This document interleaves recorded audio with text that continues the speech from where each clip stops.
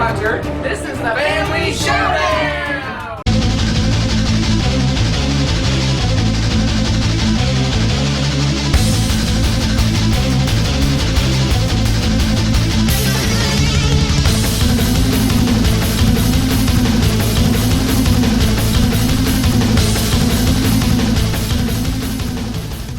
Howdy folks, welcome back to my top 100 games of all time.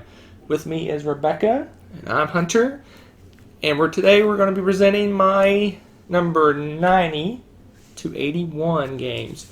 If you watched the previous video, you know it was full of light games. I think there might be a trend this time around. Sad face, Rebecca. So, my number 90, which was my number 39 last year. Oh my gosh. Yeah, there's a trend of droppage. Well, I told you half my games are going to be replaced, so of course a lot of them are going to have to drop down, right? So my number 90 is a family favorite. It's too big to present, but I'll flash a picture, and that is Tumbling Dice. This game, it's just a fun little light dice chucking game where there's steps and you roll dice down and you try to land in certain spots, and the number you roll is the multiplier for where you land. And you can knock people off, and it's just a fun little, quick little, light dexterity game. I've probably played that game 5,000 times. I've probably played that game less than that. Maybe that's why it's my number 90. Number 90 was my 39, Tumbling Dice. So the next three are brand new games to the list. Ooh, okay. And my number 89 is Trekking the National Park. This low? Really? Wow. It's light. Wow. Trekking the National Park, it is a kind of a Ticket to Ride-ish game, but the difference is you're actually traveling around America collecting, visiting national parks and collecting a stone when you get there. So there is kind of a set collection-ish to it. You're trying to get the most of each color stone. At the same time, you're gathering cards to visit a park and buy the park cards. So there is some hand management to that, and the cards have a cool dual use. They are used for movement as well as saving them for those park cards. So it's got a lot. It's like Ticket to Ride with a little more oomph to it, but still a very light, easy to learn family game that you can play in less than an hour. Yes, and if you're interested in the national parks in general, it also comes with a really neat little guidebook with information about a page each for the national parks that are featured in here. So. Yeah, and it's cool if you look at, I don't know if you guys can see on the back here, the park cards are actually pictures of the park that were taken in the parks by the designer. So this is a great game for nature nuts and people that maybe have not played games, a lot of board games too, because it's really easy to pick up. It's fantastic fun for a family too. Super good gateway game, but very light. My number 90, Trekking the National Park. Good game. Wait, I messed up. That's my 89. Man, you gotta keep me honest. I'm building flashcards next time. My number 89, Trekking the National Park. So my number 88 is another new game, like I said, is Fauna! Yep. Fauna is a great trivia game about animals. You learn where they are located in the world, as well as how big they are, how long their tail is, and all kinds of other weird stats like that. But it's one of those trivia games where you don't have to necessarily know the answer. You just got to kind of know who does and put your cubes next to where they answered, and you still get some points that way. So it's kind of a... there's some guesswork to it too, and some kind of betting in a way. Just I'm betting that they know more about that animal than I do, and it's really fun. Yeah, it's actually it sneaks in some education without you realizing it, right? Yeah. So you learn a lot about animals that you've never heard of and where they live and all kinds of cool things like that. I like animals. I like geography, and you get all in one nice little trivia package. Good pick. My number 88, Fauna. So this will be your 87. Thank you, dear. My number 87, like I said, the three in a row is new to the list, and that one is Rebecca's gonna cry. Automania. She really likes Automania. This is a cool little. Gosh, what kind of game is this? You build It's a Euro game. You're building cars, and you buy upgrades for your production area for the cars. So you make your cars cooler, and when your cars are cooler, they sell for more money. And you're trying to collect cards that give you victory points. That you have to design a certain kind of car with certain features, as well as you get victory points for selling those cars on the American and the European, basically. Is it European or Asian? I think it's European market, and then there's the American market. So it's a really light kind of introduction to Euro games, right? It's just a fun little, easy to learn. I love the little assembly line motif and everything, how they had it built up for the factory. Actually, your different cars go through like on a conveyor belt, and you can add really upgrades and make your cars more valuable by having certain upgrades. And what's neat is the upgrades become valuable. What's valuable changes over time, kind of like cars, right? The real car industry, people want different things in different years. So it's kind of cool. It's like I said, a really light, easy to learn Euro game. Mm-hmm. It's fun to play 2-player or multiplayer. Yep. Good one. Good one. Really good one. Automania. Solid game. That was my number. What number was that? 87. Yes. My number 86 is not new to the list. What? It was my number 44 last year, dropping down to 86. And that is Kingsburg. Wow, interesting. So Kingsburg is a dice placement game where you roll dice and you put them in places. There you go, summed up. So this is the reason this one's dropped for me. I love dice placement. I love worker placement kind of games. The reason this one's dropped is because I think we've gotten some better dice placement games. Yeah, I would agree with that. Have kind of improved on the idea, and they may be higher up on my list, possibly. If they're better, I guess they would be higher on my list, right? So Kingsburg, yeah. So it's kind of an introduction, I think, an introduction to dice placement. So has a nice little medieval-ish fantasy theme on top of it. But yeah, so basically you're building out your city. You get victory points for how you design it, as well as it prepares you to fight battles at the end of each year, I guess. End of each year, some monsters attack, and you have to be prepared for them, or bad things happen. Buildings in your cities blow up, or things like that if you don't defeat those monsters. So it's just a cool, like I said, cool little kind of intro dice placement game. Yeah, it's really fun too, because I like the fact that there's so many different options depending on which way you want to use your dice. Do you want to combine them all and make a big number, or you want to split up and get a bunch of little things? Right. And so a lot of good choices in that one. Yep, good one. And I highly, if you look into getting Kingsburg, I highly recommend the expansion, the Forge a Realm or whatever it's called. Yeah. It tricks up, basically everybody's building is the same, but with that expansion, you're building.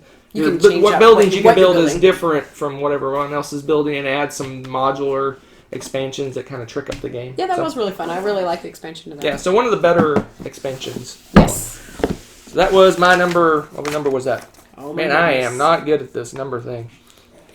86, Kingsburg. So my number 85 is not new to the list. It was my number 42, so that dropped basically about the same as Kingsburg did. Yeah, that's interesting. And that game is Dice Town. More dice dropping. Interesting. Shh. There's better dice games higher. That's true. Dice Town. So this is kind of another, like I said, these games are lighter games. Dice Town is a light little dice rolling game. It kind of gives you an Old West feel to it. The dice are poker dice, and you're trying to make the best poker hand, and you use your dice to influence areas in town. You get special abilities, and you're trying to grab up land to get the best, land area, basically most victory points. And there's some take that. You can steal cards from other players and things like that. It's just a cool little light dice game. I like that you roll the dice and you're hidden. You hide your dice. I don't remember that cup, when you're playing, so it's a fun little. I mean, it kind of reminds me a little bit of poker. That's probably why it's hanging on to my top 100. It's got some of the coolest dice that we have. Period. Too, I think in it. Yeah, they're just really cool dice. Poker They dice look really neat because they're actually indented and they painted in it, so they're gonna last forever.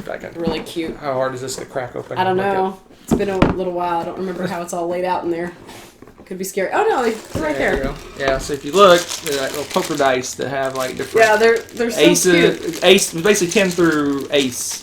I don't know if you can see that. I hope you can see that. They're very colorful. I just like the fact that you have little cups that you hide your dice under, so it's kind of fun to hide your stuff, kind of like liar's dice where you hide your dice from the other players. Very cool. So that is my number 85. Look at that. She's not even doing this list, and she knows these numbers. So next one's your 84. Is it? Yes. Oh, this may be one of her biggest tears. You're going to see a single tear go down Rebecca's face. I'm so sad. So my number 84 was my number 47. So again, it dropped about the same as the other last two. Okay. And that game is Biblios. What? All these two-player games.